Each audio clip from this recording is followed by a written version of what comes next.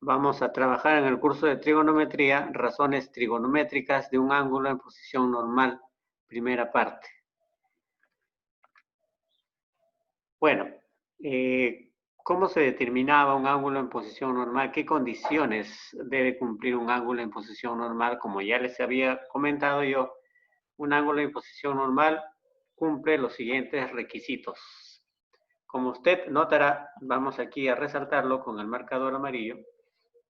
Este ángulo que está encerrado en este primer cuadro, el ángulo alfa, está en posición normal, debido a que cumple la condición de que acá tenemos 3 puntos, ¿no? Su vértice de origen de las coordenadas, bueno, el vértice del ángulo va a ser el mismo que el origen de las coordenadas, lo cual así debe ser.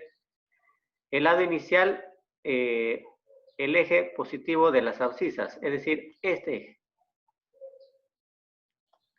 Ahí está el eje positivo de las abscisas. Recuerda que las abscisas era el eje horizontal. Y el lado inicial de este ángulo debe coincidir con el eje X positivo. ¿De acuerdo? Para considerarse ángulo en posición normal. Y el lado final puede ser cualquier lado del cuadrante. Puede ser el segundo, perdón, cualquier parte del cuadrante. El segundo, el tercero, el cuarto. En este caso, el lado final pues está en el segundo cuadrante. Ahora usted puede ver mejor el ángulo alfa en posición normal que cumple las características ya mencionadas, ¿no? Su eje o lado inicial está en el eje X positivo, su vértice coincide con el punto donde recurren las dos líneas de coordenadas, ¿no? O el origen de coordenadas. Y bueno, su lado final puede estar en cualquier lado. En este caso, alfa es un ángulo en posición normal de signo positivo, ya que está en sentido antihorario. Ahora, lo que vamos a conocer no solo es un ángulo en posición normal, sino también las razones trigonométricas del ángulo en posición normal. ¿Cómo se determinan las razones trigonométricas de un ángulo en posición normal? Para poder nosotros conocer las razones trigonométricas de un ángulo en posición normal, nos vamos a fijar en el lado final, ¿no? Fíjate acá está el lado final. Este ángulo alfa también está en posición normal. El lado inicial, obviamente, es OX, ¿no es cierto? Ahí está el lado inicial. Acá voy a resaltar solo el lado final. Fíjate, en el lado final hay un punto que se conoce de ese lado final, que es el punto X, Y. ¿Entendido? Ahora, estos puntos nos van a ayudar a nosotros a determinar las razones trigonométricas de este ángulo en posición normal. ¿Cómo así? Vamos con lo que acá dice. X viene a ser el valor que se desplaza en la abscisa, este punto, y Y el valor en la ordenada. Esto ya usted lo domina, ¿no? Este X es cuánto se desplaza en X y el Y es cuánto se desplaza en Y. R viene a ser el radio vector. ¿Y qué significa, profesor? Bueno, que R es la dimensión de esta recta, es decir, ¿qué tamaño mide esta recta que está de amarillo, que es el lado final del ángulo? Bueno, ese tamaño se llama radio vector. Y su módulo o tamaño se halla pues utilizando el teorema de Pitágoras, es decir, R al cuadrado es igual a los pares del punto, es decir, X con Y, también elevado al cuadrado y sumando los mismos, ¿no? Bueno, si el cuadrado de R lo paso al otro lado, sería R es igual a la raíz cuadrada de X al cuadrado más Y al cuadrado. En otras palabras, yo puedo conocer el valor del radio vector R conociendo el par ordenado de algún punto que pertenezca al lado final del ángulo A. Ahora, ¿de qué me vale hallar ese radio vector? Pues las razones trigonométricas dependen de esos tres puntos, de X, de Y y de R. Siendo así, ve. El seno es la ordenada sobre el radio vector, el coseno es la abscisa sobre el radio vector, la tangente es la ordenada sobre la abscisa, la cotangente es al revés, abscisa sobre ordenada, la secante es radio vector sobre abscisa y la cosecante es al revés del seno, que es radio vector sobre ordenada. Profesor, ¿y cómo me voy a acordar de todo esto? Bueno, Para ello te voy a explicar yo cómo te acordarías las razones trigonométricas. Simplemente usted tiene que recordar, estudiante, cómo se hallan las razones trigonométricas en un ángulo agudo o en un triángulo agudo, ¿no? Si usted recuerda eso, cosa que es necesaria, entonces esto es pan comido. ¿Por qué? Bien, esta recta que estoy trazando aquí, ¿ya? Bueno, voy a trazarlo un poco chueco, ya que mi mouse no está muy bien, que digamos, también es antiguo. Ahí está. Esa recta de color azul, usted lo observa, ¿no es cierto? Ahí está, lo estoy trazando de nuevo. Esa recta de color azul, muchachos, es el valor o el desplazamiento en Y. Es decir, esta recta de color azul que he trazado, ¿cuánto vale en realidad? Vale Y unidades. Es decir, lo que se ha desplazado en el eje Y. ¿De acuerdo? O sea, es el punto Y. Ahora, ¿qué más?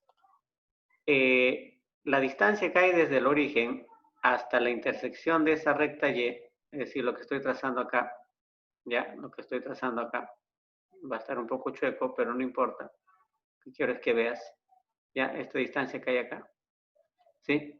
Ese es el desplazamiento en X. O sea, es el par X. Entonces, si usted recuerda, ¿cómo se halla el seno? Mira, se ha formado un triángulo rectángulo. ¿Cómo se halla el seno en un triángulo rectángulo? Bueno, es cateto opuesto, es decir, Y, entre la hipotenusa que es R, ¿no? Y fíjate acá, ve. Seno, ¿cómo se halla? Cateto opuesto, que es Y, mira, sobre la hipotenusa que es R. ¿Te das cuenta? De esa manera te vas a recordar entonces cómo hallar el seno, el coseno, la tangente y las demás razones trigonométricas de un ángulo en posición normal. Con solo hacer este gráfico, si es que tú tienes problemas con esta expresión, ¿ya? Puedes hacer este gráfico y poco a poco ya irás familiarizándote, ¿no? Con encontrar las razones trigonométricas.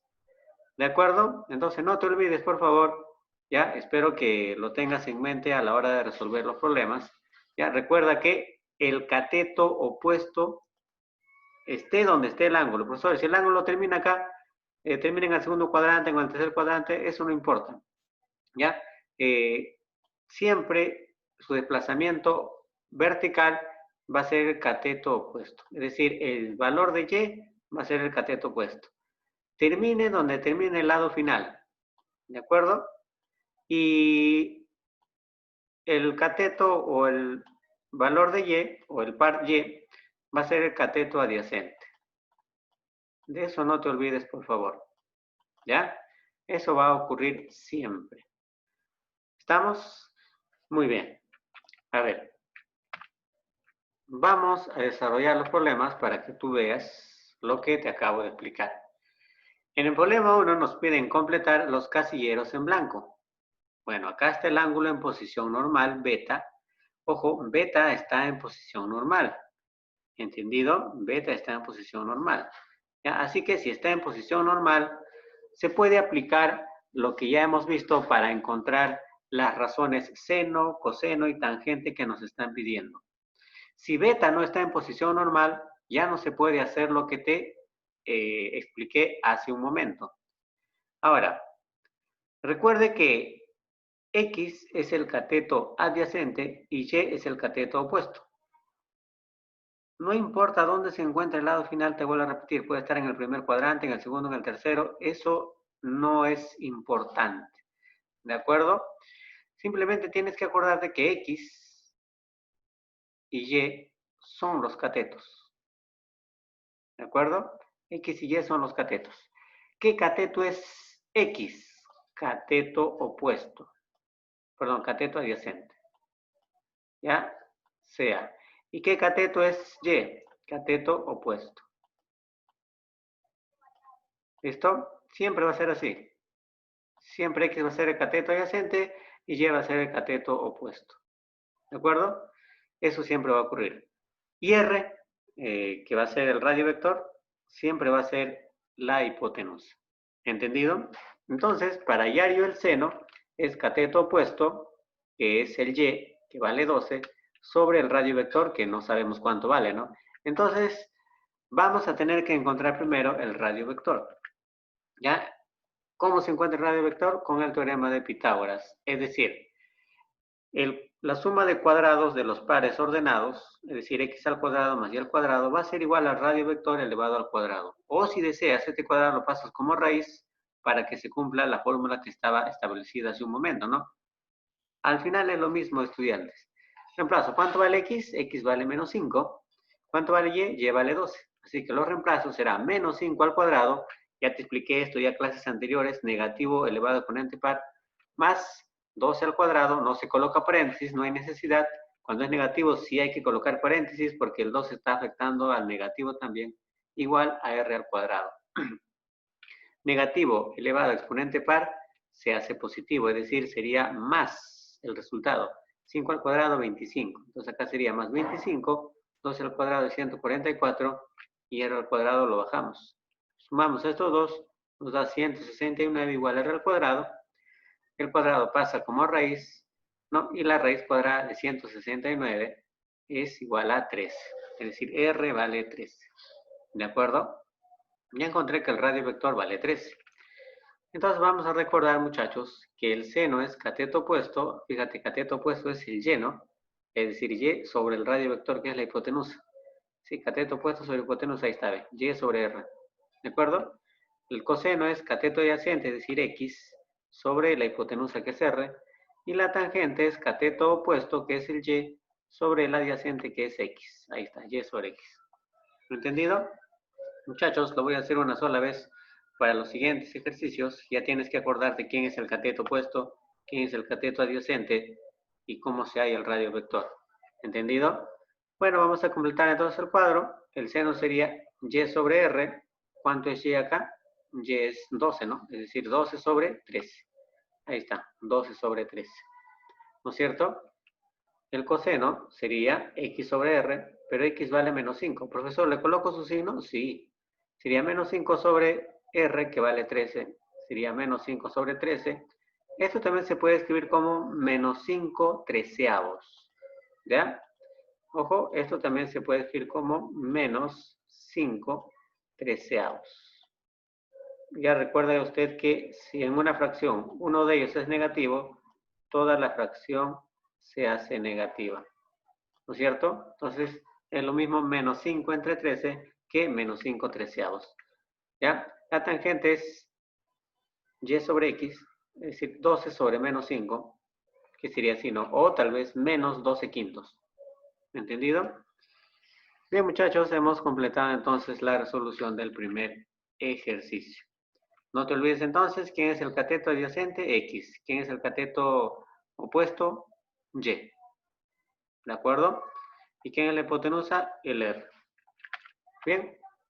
Entonces, aplicando ese criterio, vamos a encontrar el valor de E, que es el seno de alfa más el coseno de alfa, en este otro problema.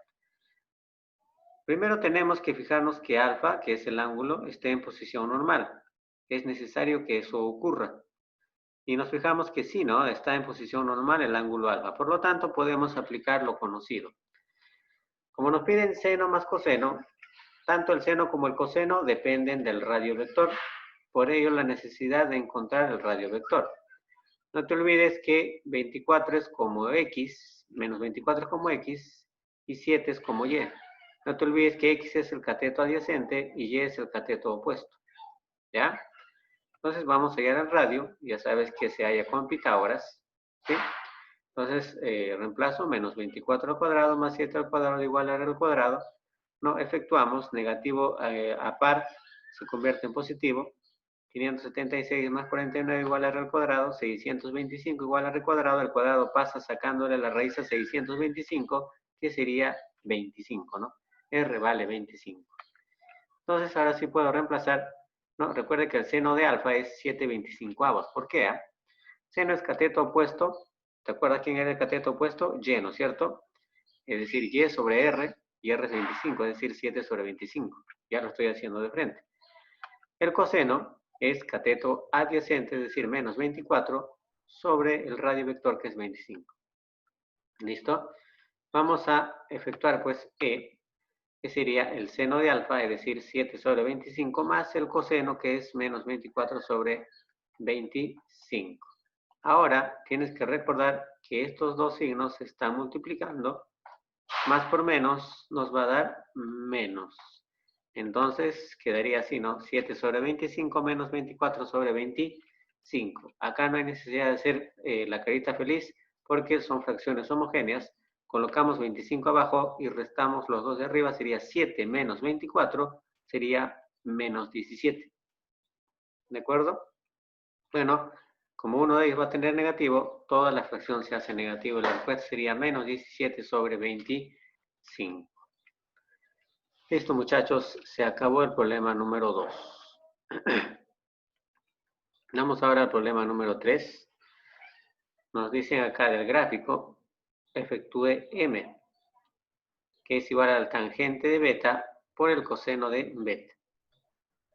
Bueno, la tangente no depende del radio vector, pero el coseno sí.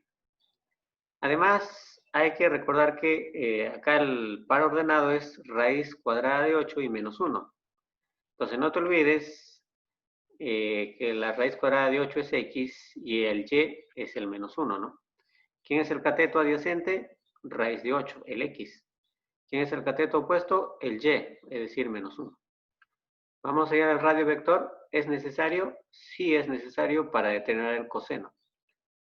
Bueno, ahí está.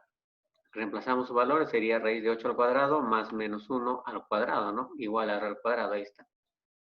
No te olvides que cuando una raíz cuadrada está elevada al cuadrado, estos se simplifican y solo me queda el 8, ¿no? Y negativo exponente par se hace positivo, entonces me queda 8 más 1. 1 al cuadrado sigue siendo 1. Igual a r al cuadrado, acá nos va a dar 9. Bueno, ¿qué número elevado al cuadrado nos da 9? 3, ¿no? Entonces r es igual a 3. Bueno, más menos 3. Pero acá se toma el signo positivo o el valor positivo, 3. Bien, entonces podemos decir pues que m, o la tangente de beta, es, ¿cómo se llama la tangente? Cateto opuesto, o sea, y sobre cateto adyacente, ¿no? Es decir, menos 1 sobre raíz cuadrada de 8. ¿Cómo se llama el coseno? El coseno pues es cateto adyacente, es decir, raíz cuadrada de 8 sobre el radio vector que nos salió es igual a 3. ¿Qué hacemos con estas dos cantidades? Lo vamos a multiplicar, ya que m es igual al producto de los dos, ¿no? Tangente de beta por coseno de beta, ¿no? Tangente es menos 1 sobre raíz de 8 y el otro es raíz de 8 sobre 3. Ambos están multiplicando y usted recordará que este raíz cuadrada de 8 que está abajo se va con el que está arriba, ¿no? Y simplemente nos queda menos 1 arriba y 3 abajo. Bueno, si uno de ellos es negativo, toda la fracción se hace negativo, la respuesta sería menos 1/3. ¿Listo? Se acabó el problema, jovencitos. Vamos al problema número 4. En el problema 4 también nos dice, ¿no? Del gráfico efectúe n, que es igual a coseno cuadrado de phi menos seno cuadrado de phi. Y acá tenemos, ¿no? El ángulo está en posición normal, así es. Siempre fijarse que esté en posición normal. ¿Quiénes son la pareja del lado final o el par ordenado? Menos 2 y 1. Es decir, ahí está tu x y ahí está tu y, ¿no? X, y. ¿Quién era x? El cateto adyacente. ¿Quién era y? El cateto opuesto. ¿Hay necesidad de hallar el radio vector? Sí, porque tanto el coseno como el seno necesitan del radio vector, así que hay que encontrarlo. ¿Cómo lo encontramos? Aplicando este criterio pitagórico. Bueno, reemplazamos el valor de x y de y, sería menos 2 al cuadrado más 1 al cuadrado igual a r al cuadrado. Menos 2 al cuadrado nos va a dar 4, 1 al cuadrado sigue siendo 1, r al cuadrado lo bajamos, 4 más 1 nos da 5. 5 no tiene raíz cuadrada, así que r va a ser igual a la raíz cuadrada de 5. Ahí quedaría el valor de r, radio vector. Ahora vamos a definir el coseno de phi, sería cateto adyacente, que es menos 2, sobre el radio vector, que vale raíz cuadrada de 5. Algunos dirán, profesor, en una fracción no se admite una raíz en el denominador. Es cierto, pero acá no hay necesidad de efectuar esta operación. ¿Ya? Así que lo vamos a dejar así, porque no hay necesidad. Si hay necesidad, lo haremos más adelante. Ahora vamos a encontrar la otra razón que es el seno de phi, que también es, ¿no? En este caso es 1 sobre raíz de 5, ya que es cateto opuesto que vale 1 positivo sobre el radio vector que es raíz cuadrada de 5. ¿Qué vamos a hacer con estas cantidades? Vamos a restar sus cuadrados. Es decir, sería menos 2 sobre raíz de 5 al cuadrado menos 1 sobre raíz de 5 al cuadrado. Bueno, acá sí te tienes que recordar, ¿no? Menos 2 al cuadrado, ojo, acá sí te tienes que acordar en álgebra. Este 2 afecta al 2 que está arriba, pero también afecta al raíz cuadrada de 5 que está abajo, ¿no? Lo mismo acá, este 2 afecta al 1 que está arriba y también afecta a la raíz cuadrada de 5 que está abajo. Entonces, ¿cómo quedaría, no? Menos 2 al cuadrado, 4 positivo. Raíz cuadrada de 5 al cuadrado, se eliminan el cuadrado con el raíz de 5, ¿no? Y solamente queda 5. O sea, 4 arriba y 5 abajo. Lo mismo acá, 1 al cuadrado, 1. Raíz de 5 al cuadrado, solamente es 5. El menos lo he bajado. Bueno, acá tienes dos fracciones homogéneas que se están restando, que es fácil. Se pone el mismo denominador que 5. Y de arriba restamos 4 menos 1, que nos va a dar 3. ¿Listo? Se acabó el problema número 4. Último problema. El gráfico efectúe P, que es igual a 30 veces seno de alfa menos 27 veces tangente de alfa. Bien, para este caso también nosotros necesitamos encontrar el radio vector, ya que depende del seno, ¿no es cierto? Entonces vamos a hacer eso. No olvides que el par ordenado es menos 9, menos 12, ¿no? Menos 9 es como el X y menos 12 es como el Y. Cateto adyacente, ¿quién es? El menos 9. Y cateto opuesto es el menos 12, el Y. Encontramos el radio vector, jóvenes, del mismo modo que en todos los problemas anteriores, ¿no? Acá está, x es menos 9 al cuadrado más menos 12 al cuadrado igual a r al cuadrado. Negativo exponente par nos da positivo, nos va a dar 81 positivo. 12 negativo al cuadrado me da más 144 igual a r al cuadrado. Si sumamos estos dos, me da 225. Y la raíz cuadrada de 225 es igual a 15. Es decir, el radio vector vale 15. Ahora sí vamos a encontrar las dos razones trigonométricas. Primero sería el seno, que sería cateto adyacente, perdón, cateto opuesto, que es menos 12, sobre el radio vector, que es 15. La otra razón es la tangente, que sería cateto opuesto menos 12 sobre cateto adyacente, que es menos 9, ¿no? Esa sería la tangente. Acá se eliminan los negativos y se queda con 12 sobre 9 nada más. ¿Ya? A nosotros nos piden, no lo vamos a hacer, nos piden hallar P, que es igual a 30 por menos 12 sobre 15, que es el seno de alfa, ahí está, menos 27 veces la tangente, que es menos 12 sobre menos 9. ¿Qué es lo que se hace acá? Bueno, nos damos cuenta que el 30 y el 15 se pueden simplificar, sacamos quinceava, me da 1, quinceava me da 2. O sea, nos queda 2 por menos 12. Acá puedo sacar novena, bueno, los negativos se simplifican, ¿ya? Para empezar. Y acá puedo sacar novena, que es 1, y novena, que es 3. ¿De acuerdo? Entonces acá es 2 por menos 12 menos 3 por 12. ¿De acuerdo? ¿Qué quedaría? Menos 24, ¿no? 2 por menos 12 es menos 24, menos 3 por 12 es menos 36. Signos iguales se suman y la respuesta sería menos 60. El resultado tiene el mismo signo, no te olvides. Bien, muchachos, si quieres ver, reforzar tu aprendizaje, puedes ver ahí la clase. ¿Ya? La tarea es de la página 17 y 18 del 1 al 5, el que dice el ICO taller para el día sábado hasta las 6 de la tarde.